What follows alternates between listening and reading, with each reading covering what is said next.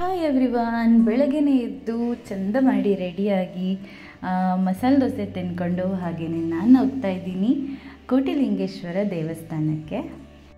ಇದು ಬೆಂಗಳೂರಿಂದ ಸುಮಾರು 80 ಕಿಲೋಮೀಟರ್ ದೂರದಲ್ಲಿದೆ. ಸೊ ನಾವು ನಮ್ಮ ಪಯಣನ ಸ್ಟಾರ್ಟ್ ಮಾಡಿದ್ದೀವಿ, ಹಾಗೆ ನಿಮ್ಮನ್ನು ಕರ್ಕೊಂಡು ಹೋಗ್ತೀವಿ. ಬನ್ನಿ ಹಾಗಾದರೆ ಹೋಗೋಣ.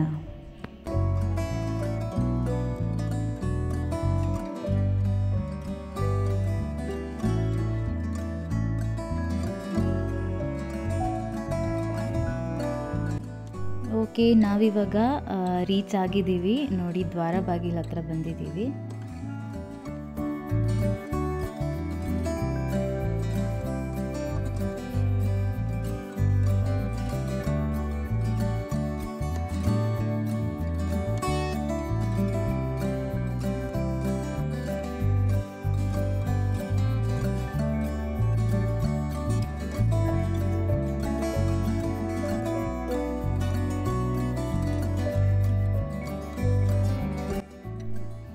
ಹೋಗ್ತಿದ್ದ ಹಾಗೇ ನಮಗೆ ಪಾರ್ಕಿಂಗ್ ಕಾಣಿಸುತ್ತೆ. ಹಾಗೆಯೇ ಪಕ್ಕದಲ್ಲಿ ತುಂಬ ಅಂಗಡಿಗಳು ಕೂಡ ಇದೆ.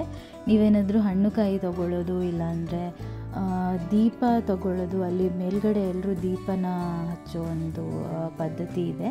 ಸೊ ಅದಕ್ಕೋಸ್ಕರ ದೀಪನೂ ಕೂಡ ಇಟ್ಕೊಂಡಿದ್ದಾರೆ. ಹಾಗೆಯೇ ತುಂಬ ಅಂಗಡಿಗಳು ಕೂಡ ಇದೆ. ಸೊ ನಾವೀಗ ದೇವಸ್ಥಾನದ ಒಳಗಡೆ ಹೋಗ್ತಾ ಇದ್ದೀವಿ. ಬೋರ್ಡ್ನ ಫಾಲೋ ಮಾಡಿಕೊಂಡು ಹೋಗ್ತಾ ಇದ್ದೀವಿ.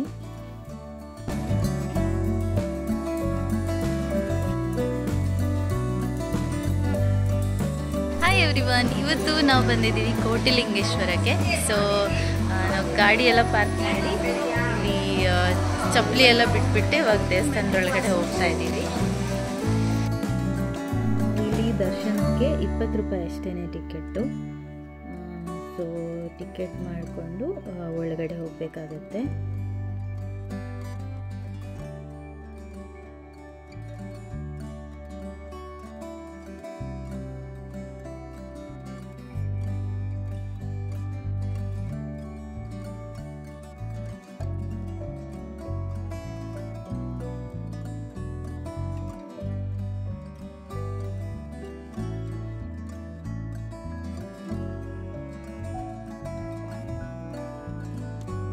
ತೊಂಬತ್ತು ಲಕ್ಷಕ್ಕಿಂತ ಹೆಚ್ಚು ಲಿಂಗಗಳಿರುವಂಥ ಈ ದೇವಸ್ಥಾನ ಇರೋದು ಕೋಲಾರಲ್ಲಿರುವಂಥ ಕಮ್ಮಸಂದ್ರ ಅನ್ನೋ ಊರಲ್ಲಿ.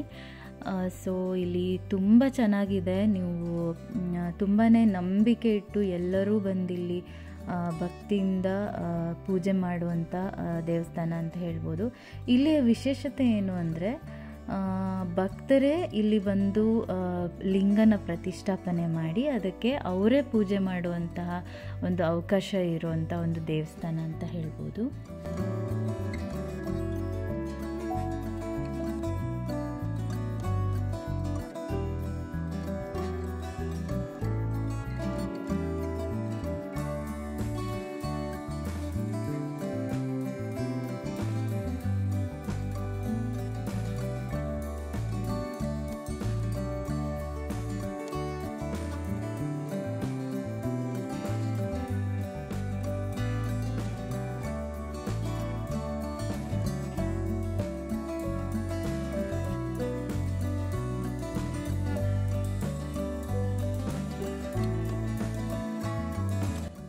ಇಲ್ಲಿ ಸುಮಾರು 1980ರಲ್ಲಿ ಸಾಂಬಶಿವ ಮೂರ್ತಿ ಅನ್ನುವಂಥ ಸ್ವಾಮೀಜಿಗಳು ಮೊದಲನೇ ಲಿಂಗವನ್ನು ಪ್ರತಿಷ್ಠಾಪನೆ ಮಾಡಿದರು ಅಂತ ಹೇಳ್ತಾರೆ. ಅದಾದ ಮೇಲೆ ಎಲ್ಲ ಭಕ್ತಾದಿಗಳು ಕೂಡ ಇಲ್ಲಿಗೆ ಬಂದು ಆ ಲಿಂಗ ಪ್ರತಿಷ್ಠಾಪನೆ ಮಾಡಿ ಅವರೇ ಪೂಜೆ ಮಾಡುವಂಥ ಒಂದು ವಿಶೇಷತೆ ಇದೆ ಈ ದೇವಸ್ಥಾನದಲ್ಲಿ.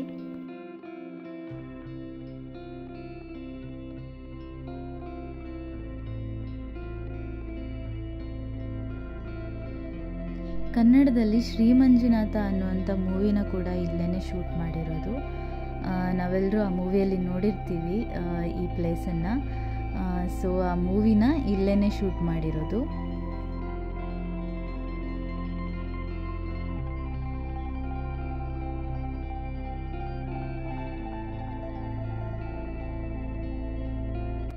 ಇಲ್ಲಿ ಶಿವನ ಮೂರ್ತಿ ಒಂದೇ ಅಲ್ಲದೇನೆ ಸುಮಾರು 11ರಷ್ಟು ಬೇರೆ ಬೇರೆ ದೇವರುಗಳ ದೇವಸ್ಥಾನ ಕೂಡ ಇಲ್ಲಿ ಇದೆ.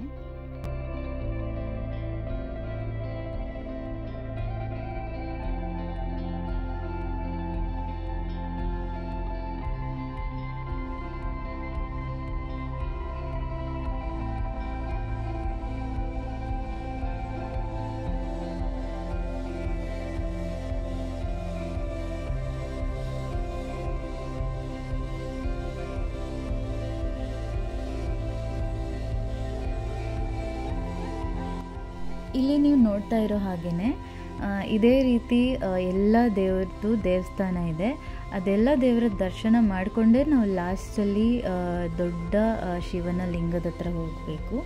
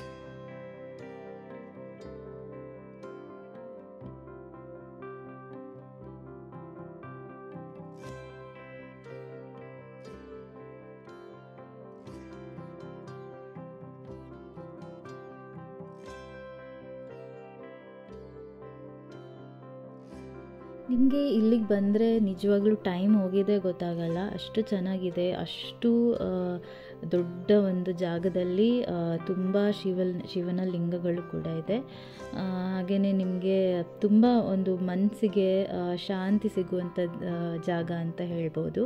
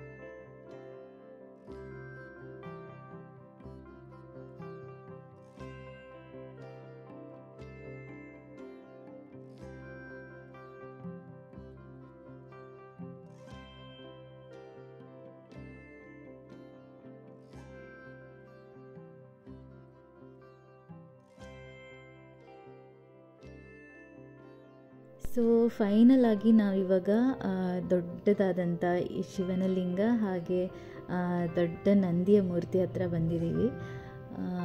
ನೀವು ನೋಡ್ತಾ ಇರ್ಬೋದು ಎಷ್ಟು ಚೆನ್ನಾಗಿದೆ ಅಂತ. ಇದು 108 ಅಡಿ ಇರುವಂತಹ ಒಂದು ಶಿವನ ಲಿಂಗ.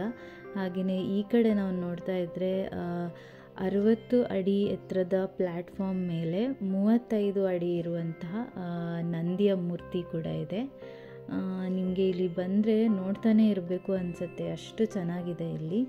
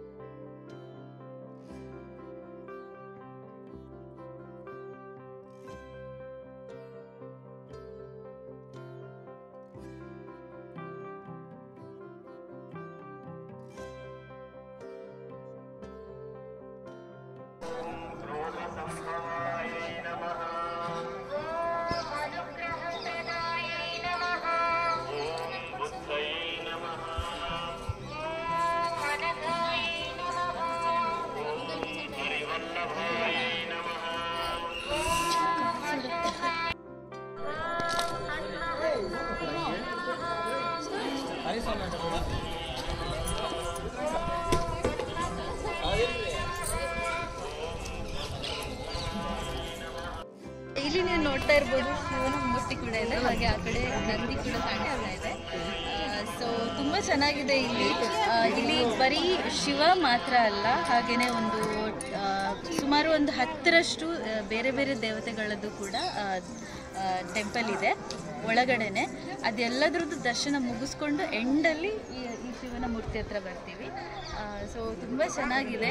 ಇದು 108 ಅಡಿ ಇರುವಂತಹ ಶಿವನ ಮೂರ್ತಿ. ಹಾಗೆ ಅಲ್ಲಿ ನಂದಿ ಕೂಡ ಇದೆ, ನಿಮ್ಗೆ ಕಾಣಿಸ್ತಾ ಇರ್ಬೋದು. ತುಂಬ ಚೆನ್ನಾಗಿದೆ. ಇಲ್ಲಿ ತಂಪು ಟೈಮಲ್ಲಿ ಬನ್ನಿ, ತುಂಬ ಚೆನ್ನಾಗಿರುತ್ತೆ. ಸ್ವಲ್ಪ ಬಿಸಿಲು ಜಾಸ್ತಿ ಇದೆ, ಆದರೆ ಇಲ್ಲಿ ಜಾಸ್ತಿ ಬಿಸಿಲಿಲ್ಲ, ಅಲ್ಲಿ ಸ್ವಲ್ಪ ಬಿಸಿಲು ಇದೆ, ಕಾಲು ಸಿಗುತ್ತೆ. ತುಂಬ ಚೆನ್ನಾಗಿದೆ. ಅಲ್ಲಿ ತ್ರಿಶೂಲ ಕೂಡ ಇದೆ. ಹಾಗೆಯೇ ಇಲ್ಲಿ ನೀವು ನೋಡ್ತಾ ಇರ್ಬೋದು ಎಲ್ಲರೂ ದೀಪನ ಕೂಡ ಇಲ್ಲಿ ತಗೊಂಡು ಹಚ್ತಾ ಇದ್ದಾರೆ. ಇಲ್ಲಿ ಕೆಳಗಡೆನೆ ಸಿಗುತ್ತೆ ಅದು, ಅಂದರೆ ಟೆಂಪಲ್ ಎಂಟ್ರೆನ್ಸಲ್ಲೇ ದೀಪ ಸಿಗುತ್ತೆ, ಅದನ್ನ ತೊಗೊಂಡು ಬಂದು ಇಲ್ಲೆಲ್ಲರೂ ಹಚ್ತಾ ಇದ್ದಾರೆ. ಸೊ ಇಲ್ಲಿ ಟೋಟಲ್ 90 ಲಕ್ಷ ಶಿವನ ವಿಗ್ರಹಗಳಿದೆ. ಹಾಗೆ ಭಕ್ತಾದಿಗಳು ಬಂದವರೆಲ್ಲರೂ ಇಲ್ಲಿ ಶಿವನ ಮೂರ್ತಿನ ಡೊನೇಟ್ ಮಾಡಿಬಿಟ್ಟು ಟೋಟಲ್ 90 ಲ್ಯಾಕ್ಸ್ ಆಗಿದೆ. ಇನ್ನು 1 ಕೋಟಿಗೆ 10 ಲಕ್ಷ ಮಾತ್ರ ಬಾಕಿ ಇದೆ. ಸೊ ತುಂಬ ಚೆನ್ನಾಗಿದೆ. ನೀವು ಕೂಡ ಇಲ್ಲಿಗೆ ವಿಸಿಟ್ ಮಾಡಿ, ತುಂಬ ಚೆನ್ನಾಗಿದೆ ಪ್ಲೇಸ್ ಇದು. ಓಕೆ, ಇಲ್ಲಿಗೆ ಇವತ್ತಿನ ವ್ಲಾಗನ್ನು ನಾನು ಎಂಡ್ ಮಾಡ್ತಾ ಇದ್ದೀನಿ. ನಿಮಗೆಲ್ರಿಗೂ ಈ ವಿಡಿಯೋ ಇಷ್ಟ ಆಗಿದರೆ ಪ್ಲೀಸ್ ಲೈಕ್ ಮಾಡಿ, ಶೇರ್ ಮಾಡಿ, ಹಾಗೆ ವಿಡಿಯೋ ಹೇಗಿತ್ತು ಅಂತ ಕಮೆಂಟ್ ಮಾಡಿ. ಮತ್ತೆ ಇನ್ನೊಂದು ಇಂಟ್ರೆಸ್ಟಿಂಗ್ ಆಗಿರುವಂಥ ವ್ಲಾಗ್ ಜೊತೆ ನಿಮ್ಮನ್ನ ಭೇಟಿ ಆಗ್ತೀನಿ. ಟೇಕ್ ಕೇರ್, ಬಾಯ್.